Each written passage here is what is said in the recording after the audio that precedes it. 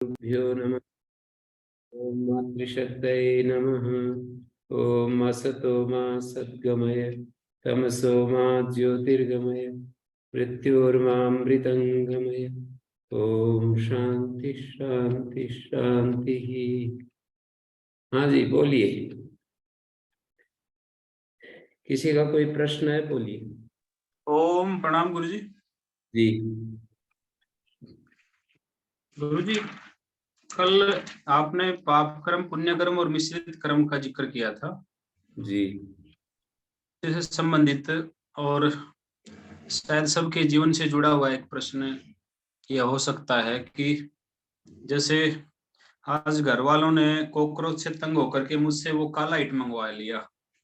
तो कॉकरोच बहुत हो गए हैं, तो आप वो हिट लेकर के आना जो कॉकरोच को खत्म करता है। तो इस जी प्रकार के जो हम कर्म करते हैं, मच्छरों को मारना है, कॉकरोच आदि को, चूहे आदि हैं, तो ये किस कर्म के अंतर्गत आता है गुरुजी? इस पर हम सबका मार्गदर्शन करें। मिश्रित कर्म है ये, इसमें क्या है? ये तो हमारे योग शास्त्र में एक जगह स्पष्ट लिख दिया है, नानुपहत्य भूतानि भोग संभवती। बिना हिंसा के भोग नहीं होते हैं। तो पहले ही हम स्वच्छता रखें, यज्ञ आदि हवन आदि करते रहे घर में, तो कॉकरोच क्यों पैदा होंगे?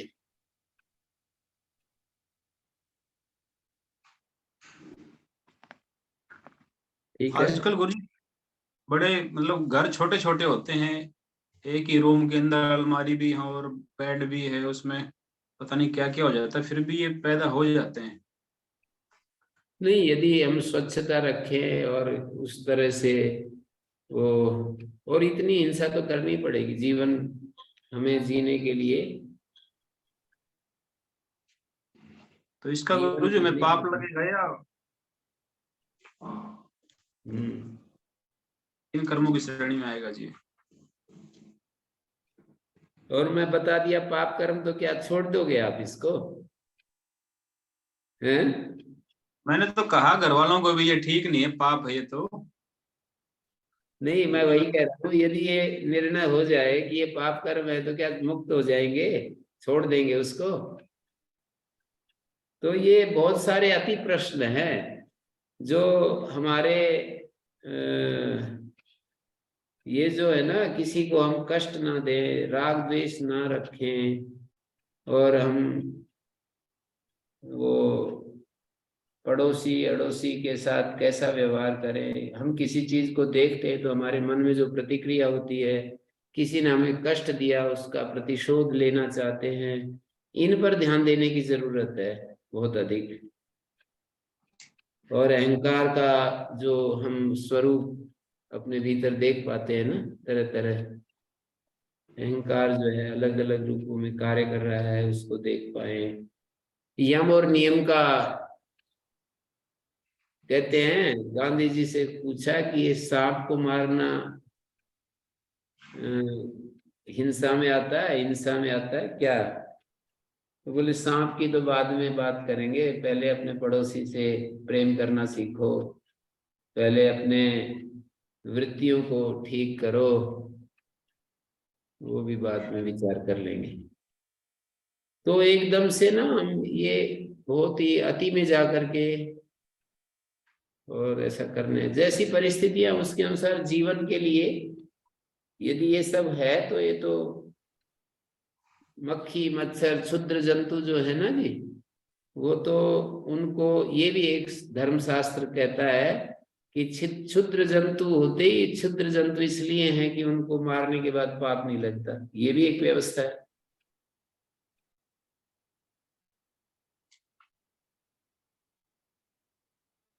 मन को हमें अहिंसक बनाना है, प्रेम से भरे रहना है। भाई बलि वैष्णव यज्ञ करते हैं ना, तो दूसरे प्राणियों के प्रति सहानुभूति करुणा, ये बेचारे कितने कष्ट में हैं, कैसे दुखी हैं, तो ऐसे हम रहेंगे। मारना पड़े तो मारेंगे, क्या करें उसके लिए? जी गुरुजी। हमारे गुरुजी वो जो दूरगढ़ वाले स्वामी जी से बोला जी ये पैर चलते हैं तो पैर के नीचे कीड़े आते हैं, हिंसा, तो थोड़ा विनोद में बोले कोई बात नहीं, अधर अधर चल। अधर अधर का मतलब आकाश में चलो, तो जब चलेंगे तो मरेंगे कीड़े आदि, पैरों के नीचे कुछ न कुछ आएंगे, क्या कर सकते हैं। हमारी वृत्ति तो नहीं होनी चाहिए मारने की, कॉकरोच की भी मारने की वृत्ति तो नहीं होनी चाहिए, पर मारने पड़ रहे हैं, बहुत ज्यादा उससे रोग फैल रहे हैं। फिर कंपैरेटिवली कॉकरोच से मानव जीवन ज्यादा मूल्यवान है ना। हाँ जी, और किसी का कोई प्रश्न?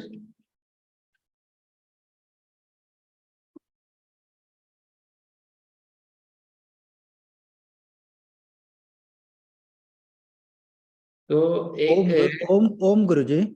जी जी गुरु जी, कल आपने कहा था जो अभी हमारे मनुष्य जीवन में जो पशु आदि के संस्कार हैं वो नहीं उभरते। तो दूसरी दृष्टि से हम देखते हैं कि हम मनुष्यों में सभी तरह के, मतलब कुत्ते के भी, बिल्ली के भी, उल्लू के भी, और सबके थोड़े थोड़े संस्कार दिखते हैं। तो ऐसा जो सुनते थे वो तो गलत मनुष्य जीवन के ही है जी, वो है। उस जी दूसरी योनि के नहीं है, मनुष्य जीवन के ही होते हैं। जी जी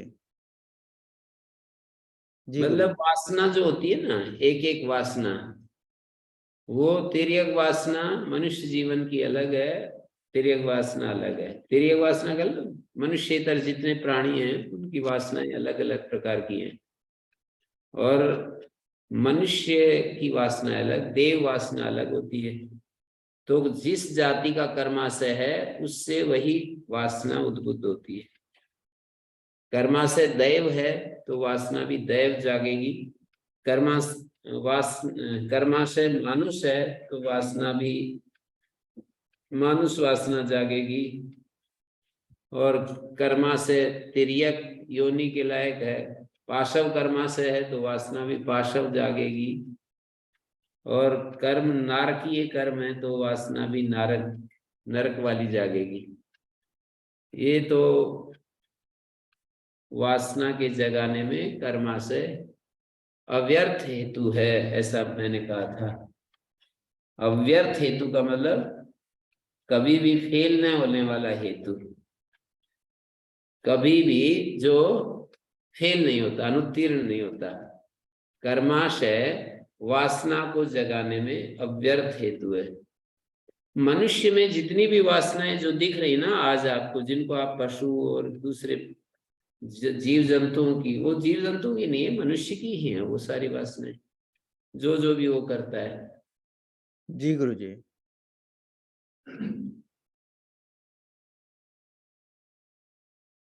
3 वासनाएं बताई, भोग वासना, जाति वासना, आयु वासना।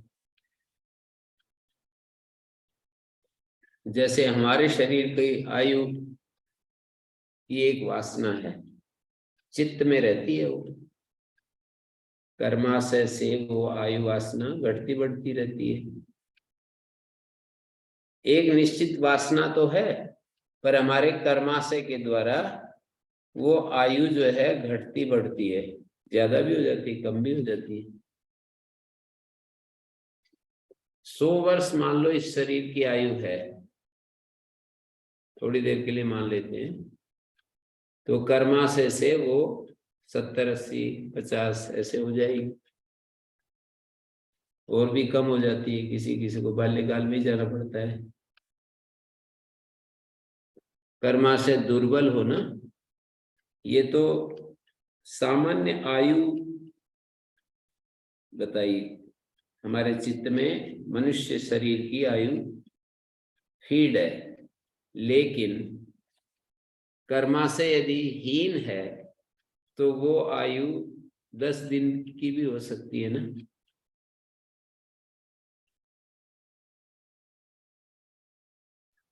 ओम गुरु जी। तो जी यहाँ जो आपने अभी कहा कि कर्माशय के कारण घट बढ़ जाती है, अभी गुरु जी किसी का एक्सीडेंट हो जाता है तो उसमें तो कर्माशय कोई काम नहीं करता ना, रोग हो जाता है तो रोग होने से हो गई। तो ये कर्माशय कौन से कर्माशय कर्माशय से आगे मतलब घटे बढ़ेगी है? नहीं, इसके तो कई ढंग से उत्तर दिए जाते हैं। मतलब कर्माशय जो है ना, वो जो वहां पर यात्रा कर रहा है, वो भी तो एक कर्म है। उस कर्म से आयु घट गई। जो यात्रा कर रहा है एक कर्म तो कर ही रहा है। और पर उस दूसरों कर्म में यदि उस कर्म में एक्सीडेंट होगा तो वो भी एक कर्म हो रहा है। गुरुजी, दूसरों से भी तो हमें कष्ट मिलता है ना, जिसका कोई हमारा कोई लेना देना नहीं है। कभी भी दूसरों के कारण भी तो हमें दुख मिल ही रहा है ना गुरुजी। हाँ, तो इस संसार में ऐसा ही है ना। इस संसार की स्थिति ऐसी है कि हमारे कर्म तो है ही, पर हमारे कर्म के कारण ही तो हम, एक स्वाभाविक कर्म होता है, एक नैमित्तिक कर्म होता है ना। तो नैमित्तिक कर्म जो होता है वो पूरा एक्यूरेसी में तो कैसे चलेगा। स्वाभाविक जो कर्म है, गुस्सा करेंगे तो उतना हमारे को गुस्से का संस्कार बन जाएगा। ये स्वाभाविक कर्म का परिणाम है एक प्रकार से। पर दूसरा मुझे माफ भी कर सकता है। दूसरा मैंने तो बहुत थोड़ा गुस्सा किया था, वो मेरे को गर्दन ही काट दे।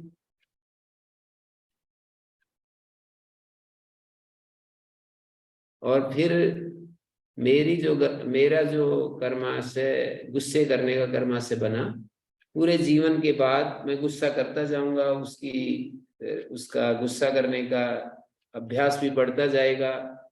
और पूरे जीवन के अंत में जो मुझे फल मिलेगा, मुझे जो बुद्धि मन मिलेगा, वो उसी प्रकार का, उसी संस्कार से युक्त मिलेगा। ये तो बिल्कुल एक्यूरेसी में चल रहा है ना सिस्टम। और बाहर से जिसको आप कह रहे हो कि दूसरों से भी, तो वो तो कोई माफ कर देता है, कोई बहुत ज्यादा दे देता है। स्टेट के रूल्स भी अलग अलग हैं। कोई चोरी करने पर हाथ ही काट देती है कोई सरकार, कोई फांसी के दंड दे देता है, कोई कुछ करता है, कोई कुछ करता है। ये तो बाहर की एक व्यवस्थाएं अलग अलग बना ली मानव समाज ने, उसके कारण से वो सब होता है। पर चोरी करूंगा तो चोरी करने की आदत बनेगी, ये तो एक्यूरेसी में चलेगा। इसको आप अपवाद नहीं दिखा सकते कि चोरी करे आदत ना बने, व्यायाम करे और व्यायाम करने की आदत ना बने, ऐसा नहीं हो सकता। वो तो बनती जाएगी। आलसी रहेंगे तो आलस्य का आदत बनेगी।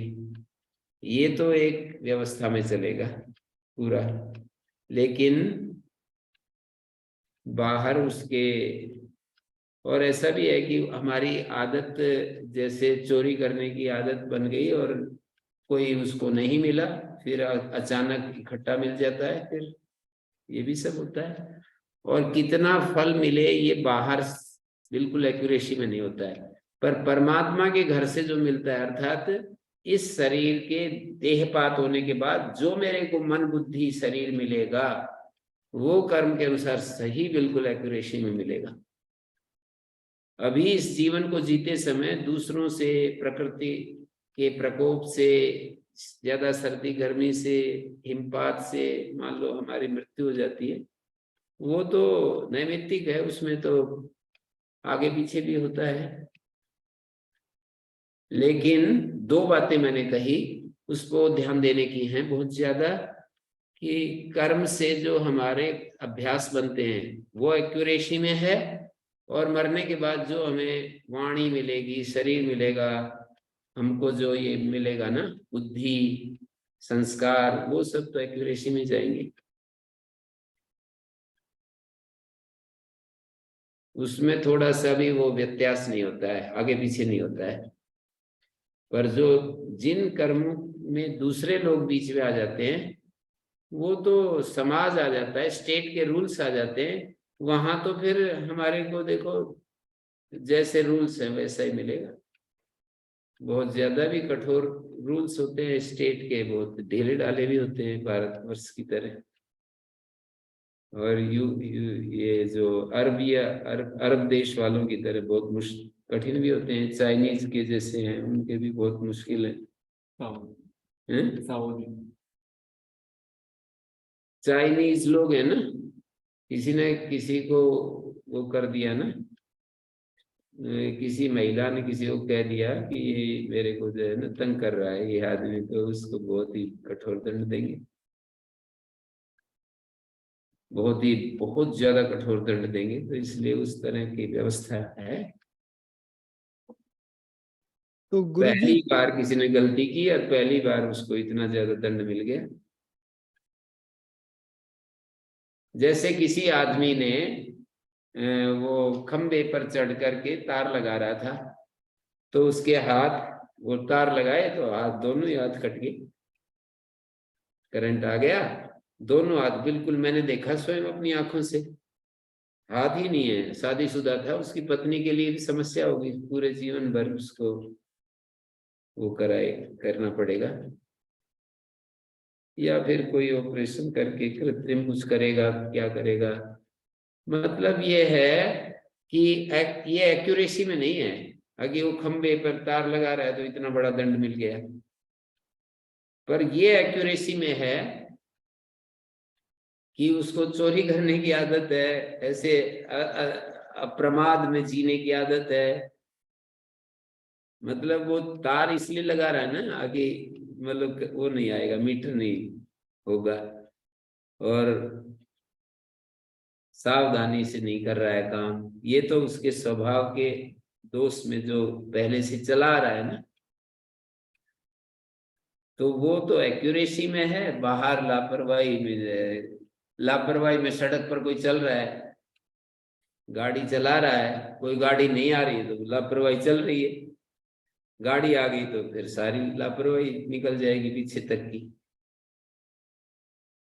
आप समझ गए होंगे मेरे ख्याल में मेरे अभिप्राय को। जी गुरुजी, बट यहाँ पे ये एक प्रश्न उठता है कि ठीक है, मतलब अब लेकिन हम तो अपने पूरी सतर्क होकर गाड़ी चला रहे हैं, दूसरा कोई ड्रंक ड्राइवर है, उसका क्या कंट्रोल है, उसने आके मार दिया और हम मर गए, तो मतलब यहाँ अद्वैतवाद में क्षतिपूर्ति नहीं होती गुरुजी?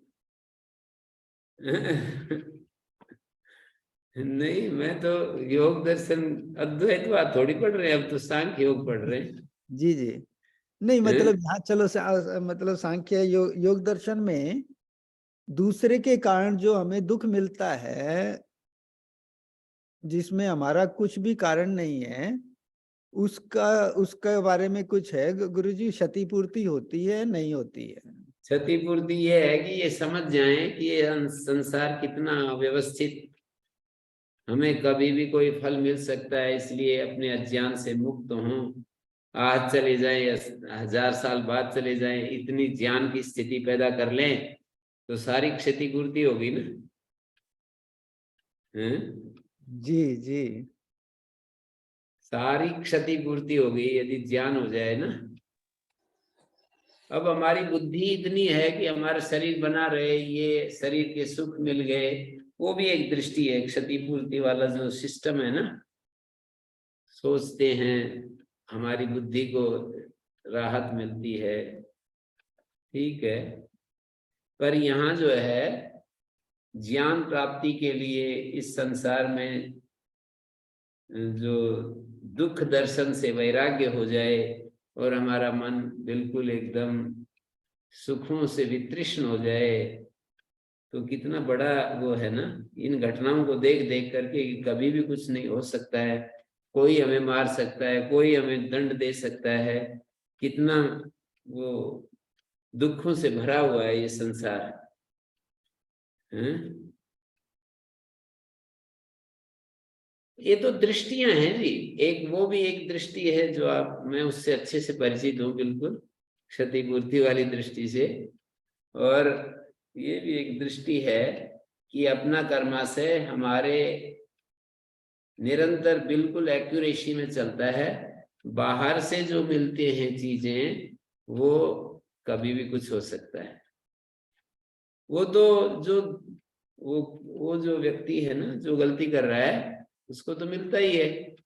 अब ये कहेंगे कि हमारा क्या होगा, हमारा क्या हुआ, हमें तो जो हमारी मन की स्थिति बनी हुई है उसके अनुसार एक शरीर और मिल जाएगा।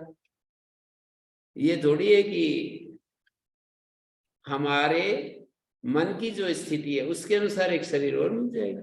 इसको आप क्षतिपूर्ति कहते हैं या क्या कहते हैं, पता नहीं क्या कहेंगे, मतलब आप नहीं, मतलब जो इसको क्षतिपूर्ति वाली दृष्टि को सामने रखता है वो व्यक्ति इसको क्या कहेगा? जी, हमारे संस्कार तो चेंज ही नहीं हुए गुरुजी, उसमें तो फिर आगे अगला फिर वही पड़ाव, उसी में ही फिर कुछ वैसा ही शरीर मिल जाएगा, वैसा जी ही जी माहौल मिल जाएगा। जी जी जी, बहुत ही अच्छा, सुंदर गुरुजी जी। ओम गुरुजी।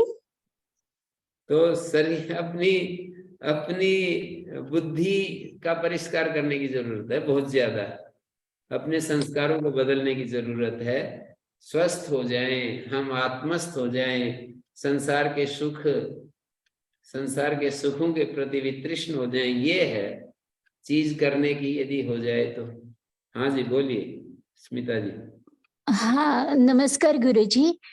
गुरुजी, बहुत सारे प्रश्न है। पहले तो ये जो हम क्षतिपूर्ति की हमेशा सोचते रहते हैं ना, अगर दुख को दुख ना माने, या तो वो तो पहले किसी कर्म का ही भोग हो सकता है, ऐसे तो नहीं कि इसी जीवन का यह प्रवाह है। और पहला प्रश्न ये है कि बहुत बार वाचिक कर्म भी हमारे होते हैं ऐसे कि मन में वो भाव होता नहीं है, लेकिन वो क्षणिक कुछ चीजें हो जाती है, तो उस कर्म का भी कुछ प्रभाव बनता है क्या?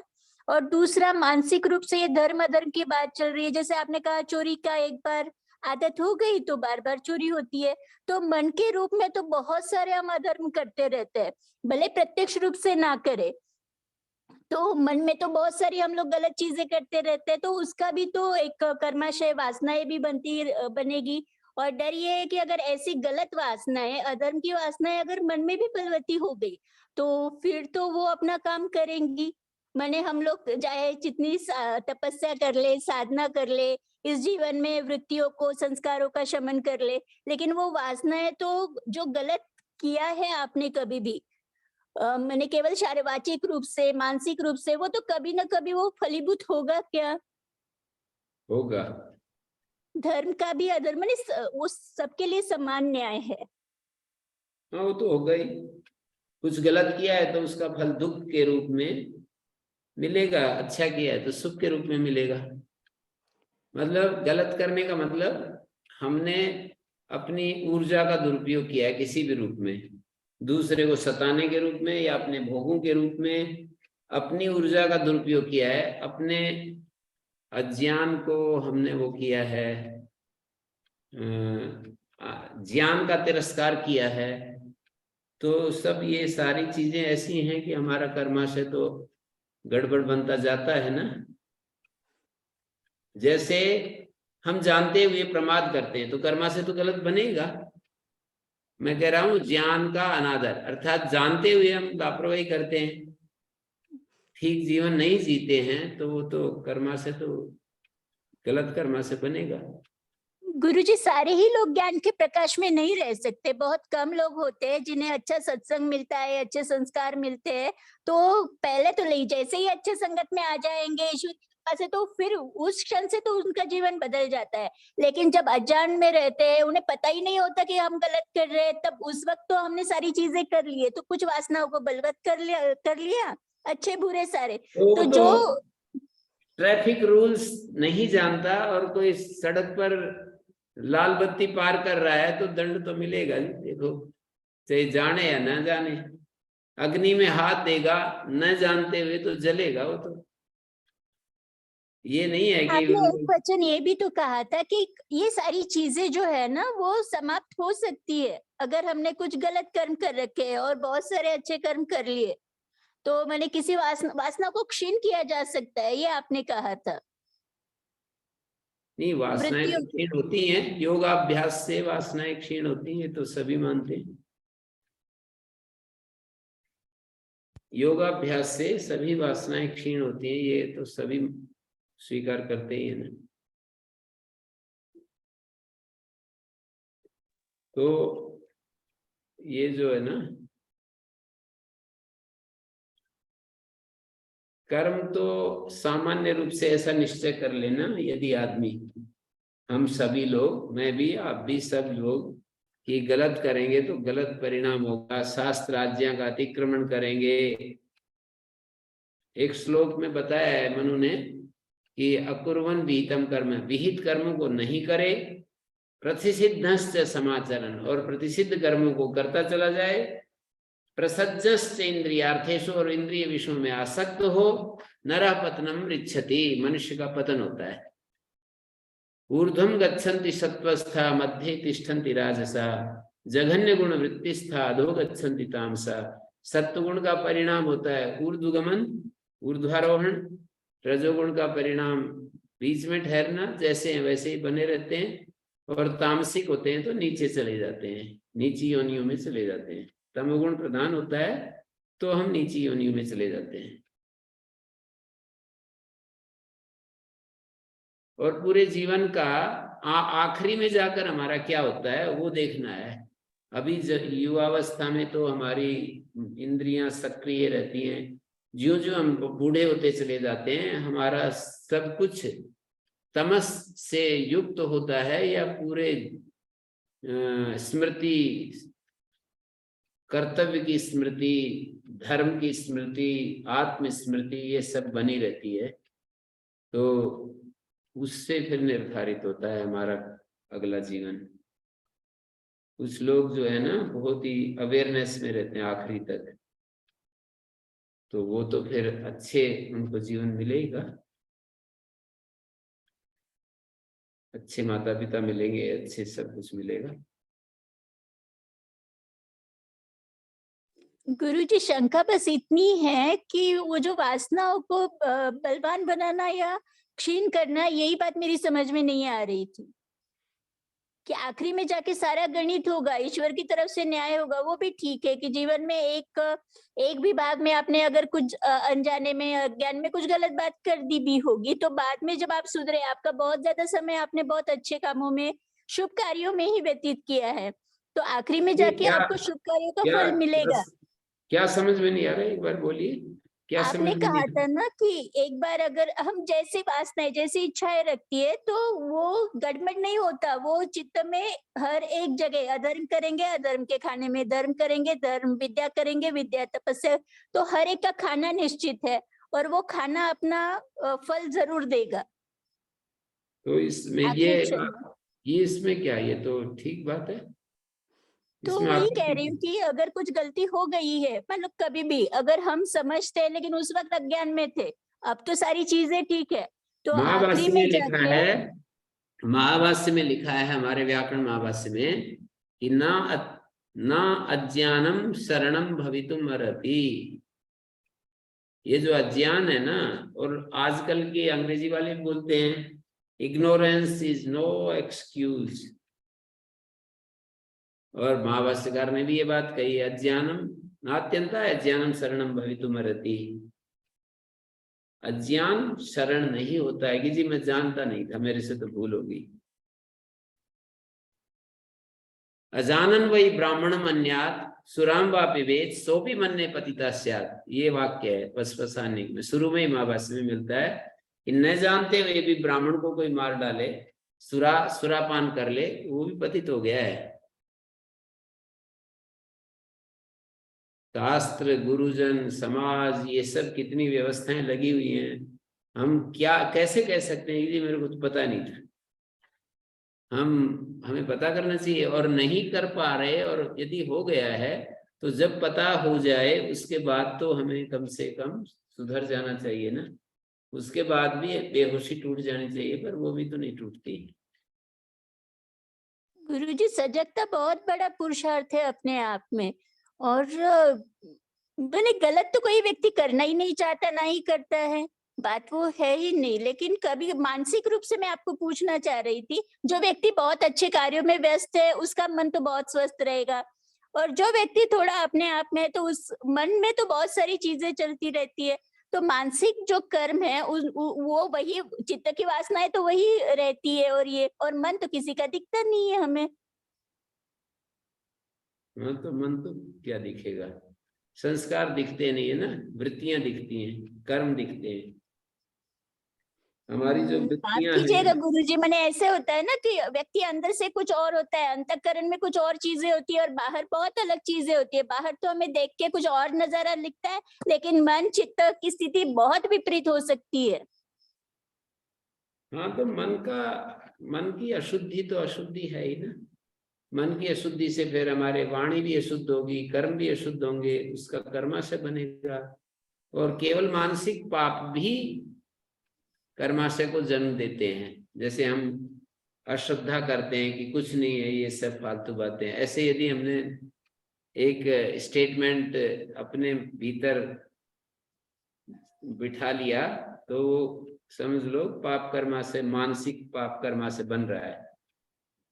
अश्रद्धा, नास्तिकता और मन से किसी को द्रोह करते हैं, मन से किसी के प्रति द्रोह करते हैं, और इच्छाएं बहुत दूसरों की चीजें लेना चाहते हैं, तो ये सब पाप होते ही हैं।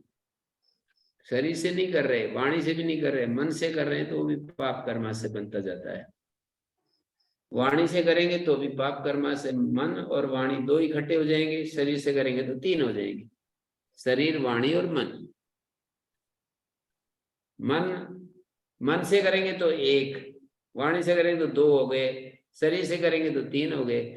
मानी मन भी होगी, वाणी भी होगी, शरीर भी वहां पर सम्मिलित हो गया, तो उसमें वो ज्यादा हो जाता है, पाप अधिक, पाप की मात्रा बढ़ जाती है। जब तीनों इकट्ठे होते हैं पाप की मात्रा बढ़ जाती है, दो होते हैं तो उसमें भी वाणी भी बहुत कष्ट देती है ना, इसलिए वहां भी पाप की मात्रा बढ़ जाती है। शरीर में और वाणी में पाप की मात्रा बढ़ जाती है। केवल मन से होता है तो पाप कम माना जाता है।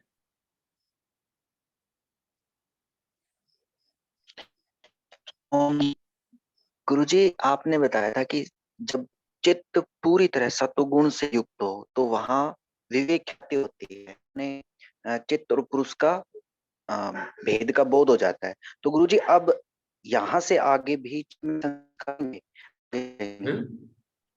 कट रहा है क्या? संस्कार अब भी बनेंगे क्या गुरुजी? विवेक ख्याति होने के बाद भी संस्कार बनते हैं चित्त में? नहीं बनते। जी, विवेक ख्याति के बाद नहीं बनते।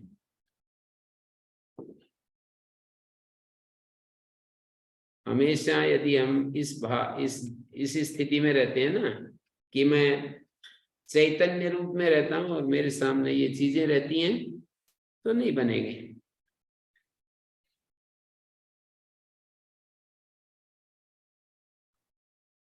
तादात्म्य के बिना संस्कार नहीं बनते। विवेक ख्याति नहीं होती है ना, तभी बनते हैं ये सब संस्कार, क्लिष्ट संस्कार, और क्लिष्ट संस्कार से फिर क्लिष्ट वृत्तियां, क्लिष्ट वृत्तियों से फिर क्लिष्ट संस्कार। ये सब हमारा जो शरीर आदि के साथ चेतना का जो आइडेंटिफिकेशन है ना, तादात्म्य है। चेतना का बुद्धि के साथ तादात्म्य, मन के साथ तादात्म्य, शरीर के साथ तादात्म्य और बाहरी जगत के साथ तादात्म्य, तो उससे हमारे को कर्म से बनता है।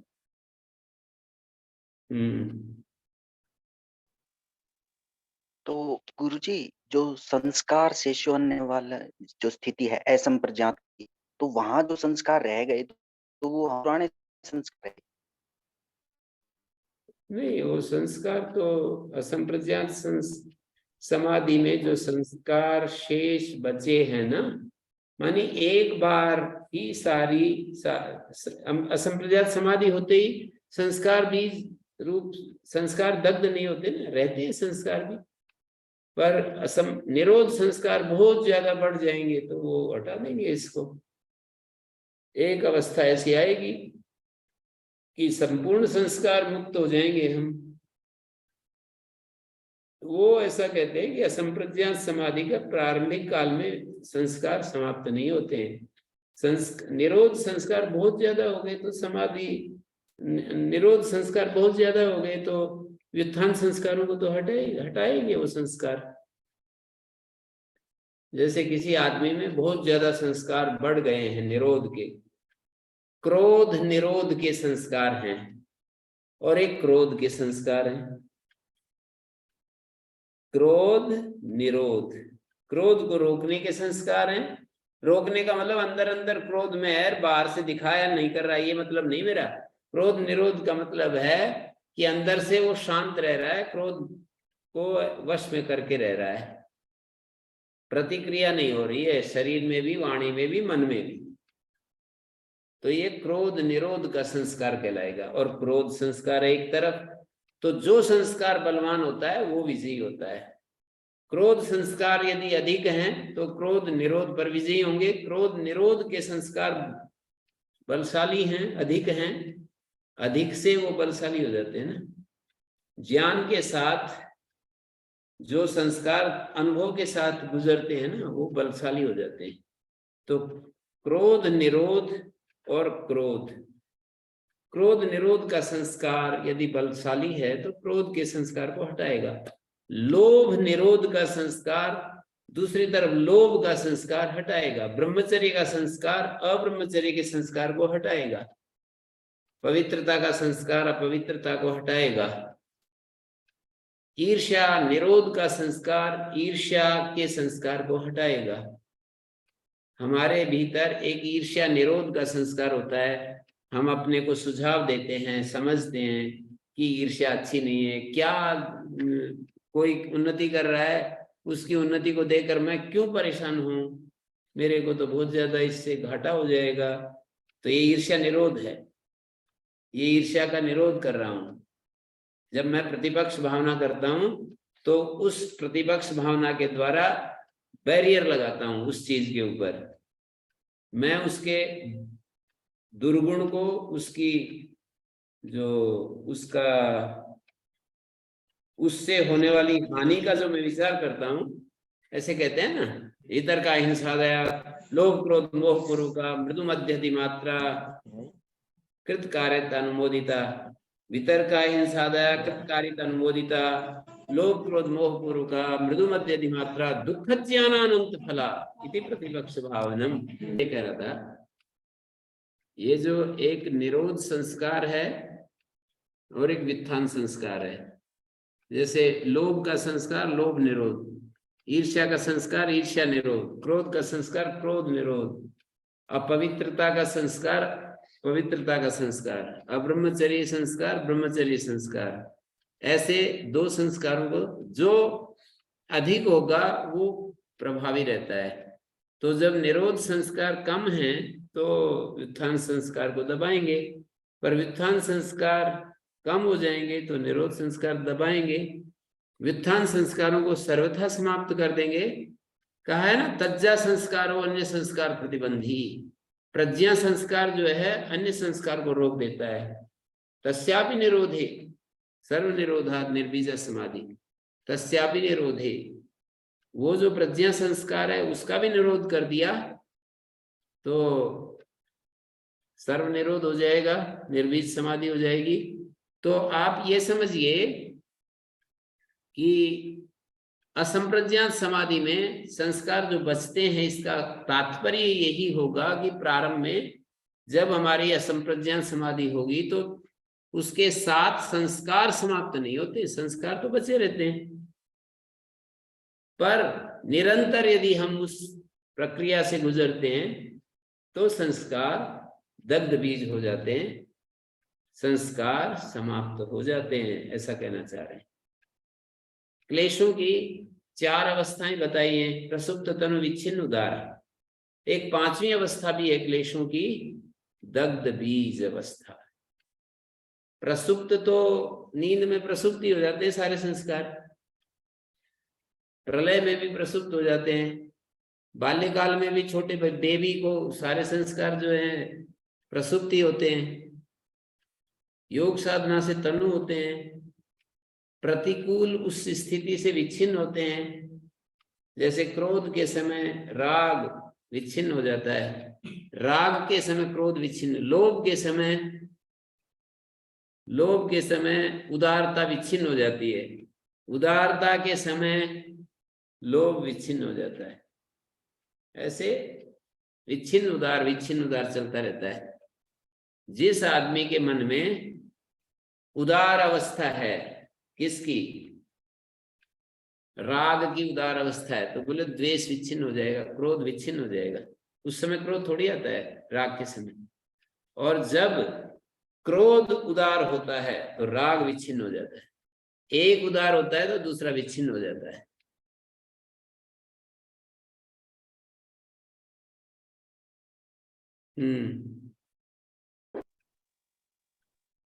बोलिए।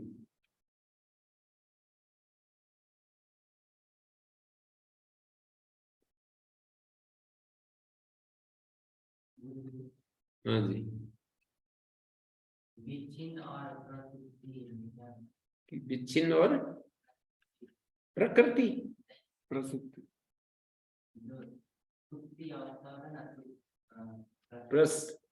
प्रसुप्ति प्रसुप्त तो जैसे कि ये होता है ना, रात को सो रहे हैं हम गहरी नींद में, तो विच्छिन्न थोड़ी हो गए, प्रसुप्त हो गए। या बाल्यकाल में विच्छिन्न तो दूसरे उसके पैरेलल उसके विरोधी से विच्छिन्न होते हैं उतनी देर के लिए।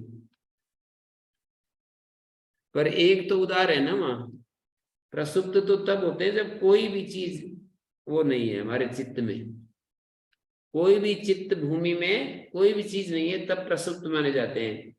और उदार और विच्छिन्न तब माने जाते हैं जब जाग रहे हैं, तब एक चीज हमारे सतह पर है, दूसरी चीज कट गई, पर्दे के पीछे चली जाती है। रंगमंच पर जो पार्ट प्ले कर रहा है ना, जो अभिनय कर रहे हैं, वो उदार होता है। और जो बाद में आएगा ना अपना प्ले करने के लिए, वो उस समय विच्छिन्न है।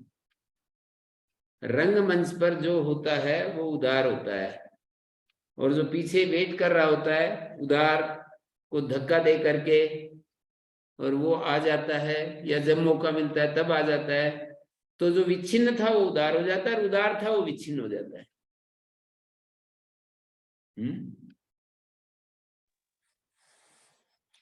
गुरुजी जी, ये जो आपने कायिक और मानसिक कहा ना, तो चोरी भले कायिक की हो या मानसिक भी की हो, तो लेकिन आगे जाकर उसी एक ही जीवन में वह संस्कार जो है वो अगर दग्धबीज हो जाए तब तो कर्माशय नहीं बनेगा ना। जी,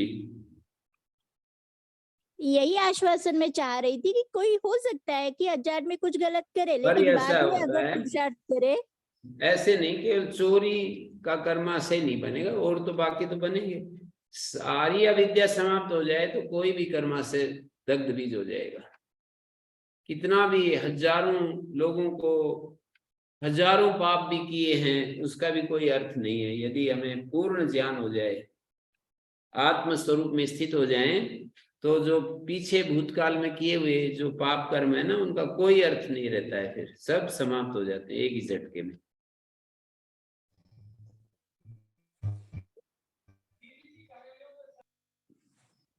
पर इसका गुरुजी ये तो बहुत पहले बड़ा पाप करो, स्टेटमेंट है। पहले पाप करो फिर ज्ञानी होकर के जला देंगे, ऐसे सोचना तो गलत ही है। ऐसे बहुत सारे प्रमाण है, लेकिन मैंने ऐसे लगता है छोटी छोटी बातों में इतना पुरुषार्थ लगता है। एक ही जीवन में क्या ये संभव है?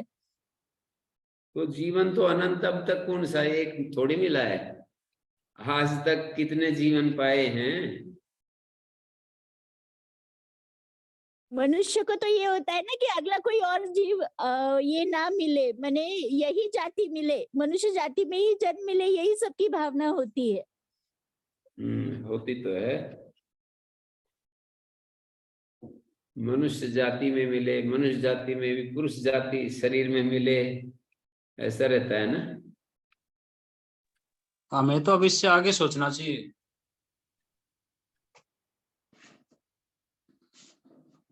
क्योंकि इस जीवन में तो हम देखते हैं दुख ही दुख है।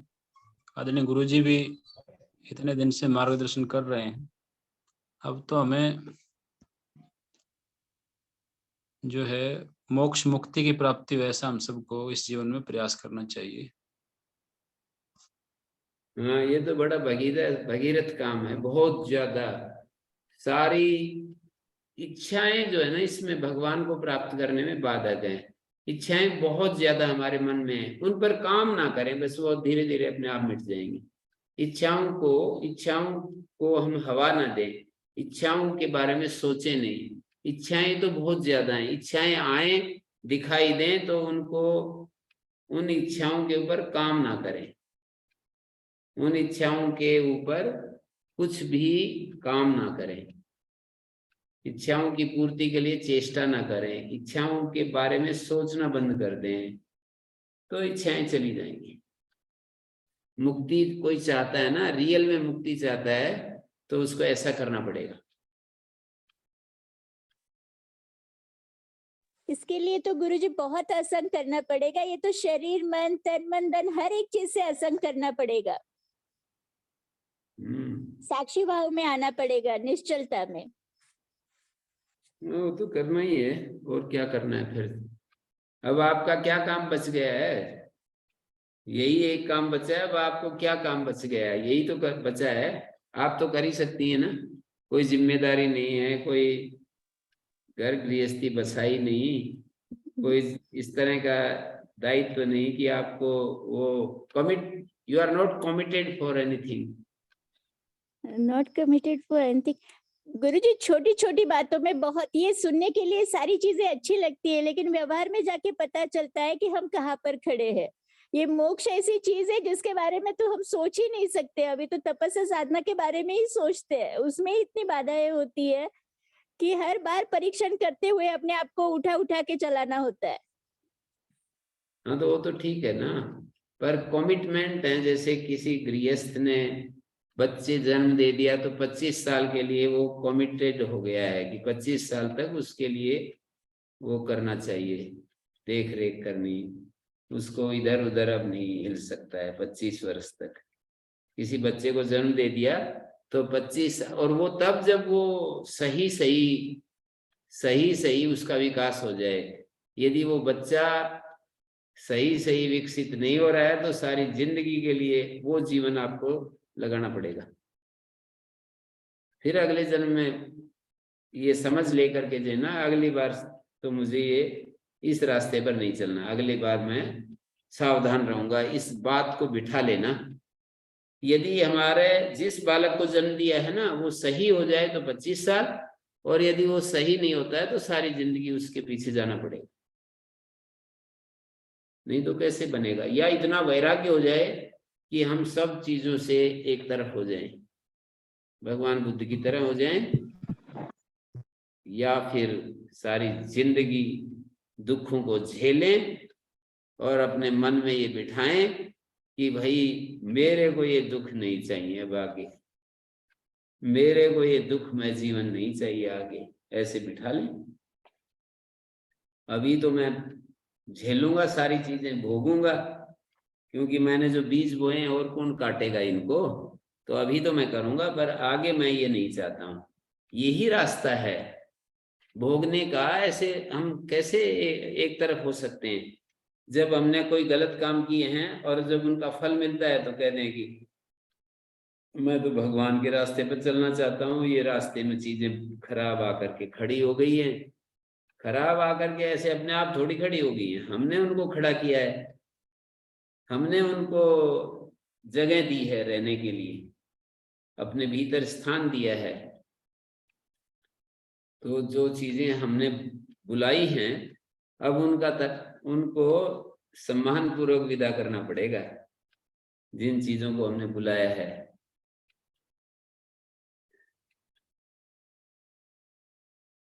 गुरुजी मुझे तो वर्तमान में ऐसे लगता है कि गृहस्थी की कमिटमेंट बहुत कम होती है, और अगर हम अपवाद में हैं तो हमारी कमिटमेंट और सेवाएं ऐसी हो जाती है कि खुद के लिए ना नाखून निकालने के लिए समय, खुद के लिए समय नहीं बचता, न भोजन न निद्रा।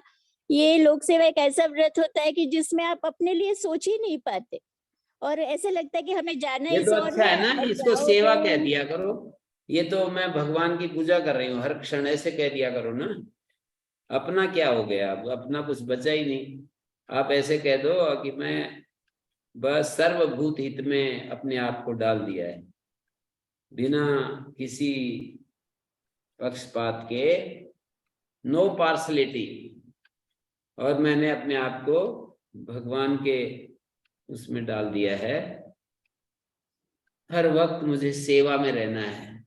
फिर देखो कितना अच्छा लगेगा। कुछ बचा ही नहीं तो सुबह से शाम तक लगे रहो उसी में।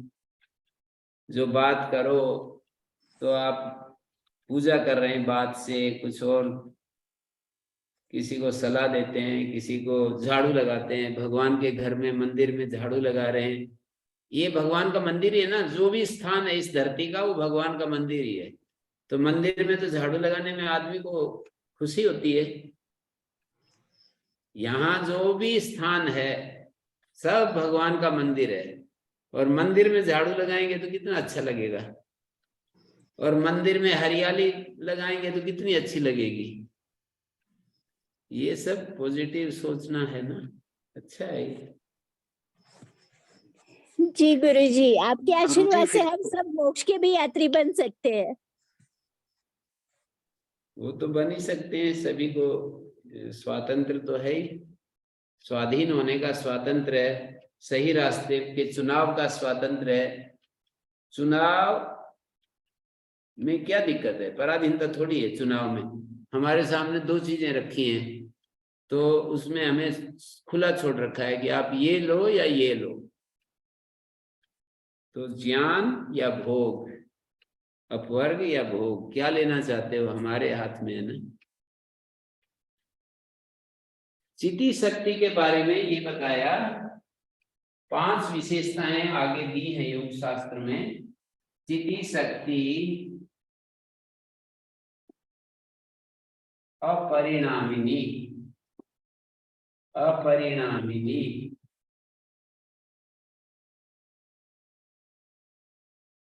अप्रतिसंक्रमा,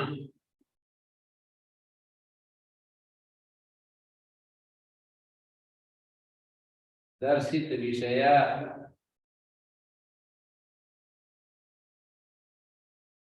शुद्धा, अनंता,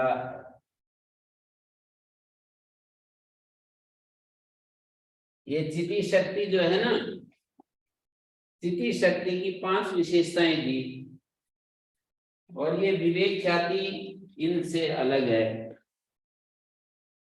चिति शक्ति के बारे में ये सूचनाएं दी कि उसमें कोई परिणाम नहीं, एक रस रहती है चिति शक्ति, अनादिकाल से अनंत काल तक। देखो कैसे शास्त्र हमारे सामने कितनी सुंदर बात कह रहा है कि चिति शक्ति जो है अनादिकाल से अनंत काल तक एक रस है, उसमें नो चेंज। चिति शक्ति में कोई परिवर्तन नहीं, ऐसी है चिति शक्ति। अप्रतिसंक्रमा है, संक्रांत नहीं होती, यहां से किसी दूसरी में चीज में जाकर के घुल मिल जाए, ऐसा नहीं होता है। चिति शक्ति अप्रतिसंक्रमा है। चिति शक्ति चैतन्य जो है ना, पुरुष तत्व, आत्म तत्व, उसको चिति शक्ति कहते हैं। जो आत्म तत्व है ना हमारे भीतर, शुद्ध आत्म तत्व, उसकी विशेषताएं बता रहे हैं कि अपरिणामिनी, अप्रतिसंक्रमा है, दर्शित विषय है। चिति शक्ति के सामने विषय आकर के प्रस्तुत होते हैं। चिति शक्ति दिखाए गए हैं विषय जिसके लिए, बहुब्री समास है चतुर्थी के अर्थ में, दर्शिता विषय यस्यै एवं भूता दर्शित विषया। चिति शक्ति दर्शित विषय है, माने दिखाए गए हैं विषय जिसके लिए, ऐसी होती है चिति शक्ति। और शुद्ध होती है, प्योर होती है, और अनंत होती है, उसका कभी भी वो लिमिटेड नहीं है, अनलिमिटेड है।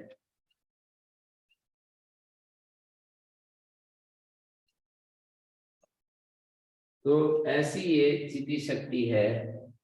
और ये जो विवेक ख्याति है, अतो विपरीता विवेक ख्याति, विवेक ख्याति में ये सारी अपरिणामिनी नहीं होती है। विवेक ख्याति तो हाईएस्ट चित्त की अवस्था है ना, चित्त की सुप्रीम जो स्टेट है, ऊंचाई, चित्त की जो ऊंचाई है, वो विवेक ख्याति है। विवेक ख्याति इससे विपरीत है, माने परिणामिनी है, प्रतिसंक्रमा है, दर्शित विषय न होकर के वही विवेक ख्याति ही साधन बनती है पुरुष के सामने विषयों को दिखाने में, उसके लिए विषय नहीं आते हैं, और वो शुद्ध प्योर नहीं है, क्योंकि वो दर्शित विषय शुद्ध इसलिए नहीं है कि वो प्राकृत मल से कुछ युक्त है, और वो अनंत, ये भी यहाँ पर ये दिए हैं, इसमें देखता हूं मैं।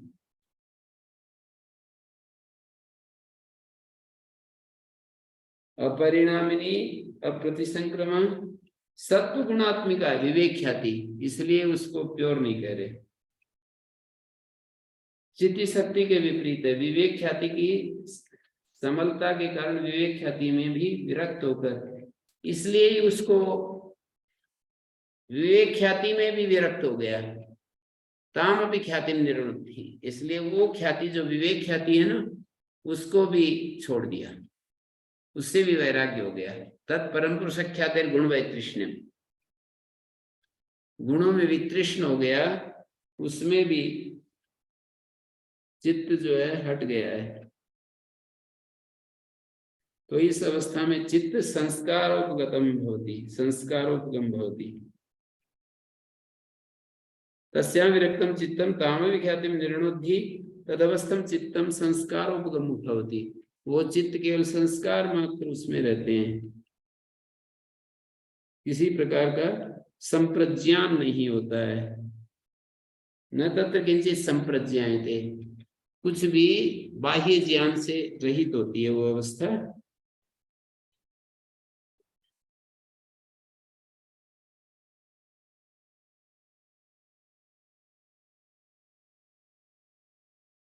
शुद्धानंता परिणामिनी आदि सब विषय जिसके निकट बुद्धि द्वारा दर्शित होते हैं, जिसकी सत्ता से बुद्धि के चेतना युक्त होने पर बुद्धि स्थित विषयों का प्रतिसंवेदन होता है।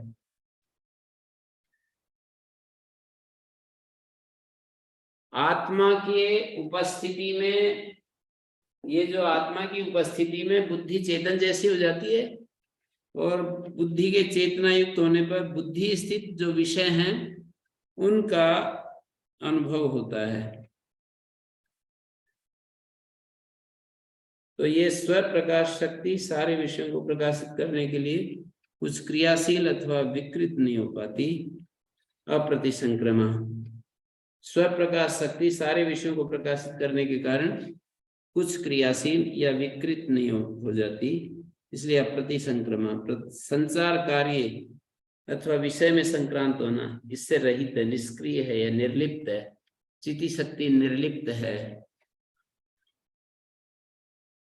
चिति शक्ति की ये विशेषताएं योग स्थित वृत्ति निरोधा पर दी। चिति शक्ति ऐसी होती है और विवेक ख्याति ऐसी होती है।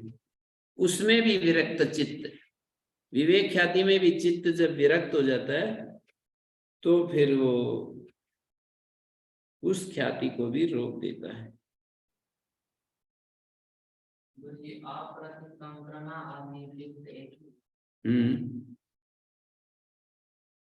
अप्रतिसंक्रमा कहो, असंग कह दो, एक ही बात, निर्लिप्त कह दो।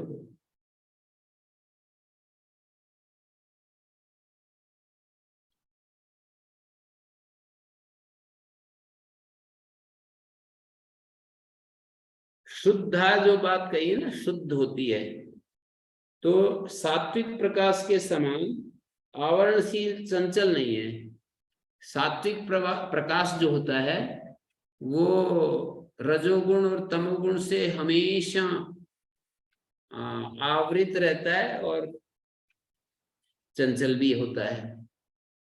मतलब रजोगुण साथ में रहते हैं सत्वगुण के साथ, तमोगुण साथ में रहता है सत्वगुण के साथ। विवेक ख्याति में सत्वगुण होता है, पूरा सत्वगुण, लेकिन साथ में जरूर होता है थोड़ा सा रजोगुण, थोड़ा सा तमोगुण, वो कभी भी सिर उठा सकता है। तो इसलिए विवेक ख्याति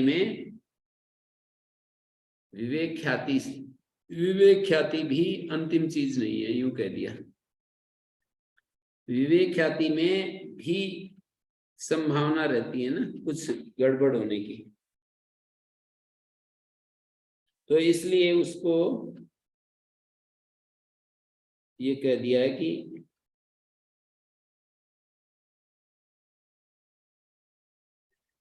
अनंता का मतलब अंत पदार्थ के साथ उसका संयोग ही नहीं है। चिति शक्ति का अंत पदार्थ के साथ कोई संयोग नहीं है। ओम शांति शांति शांति।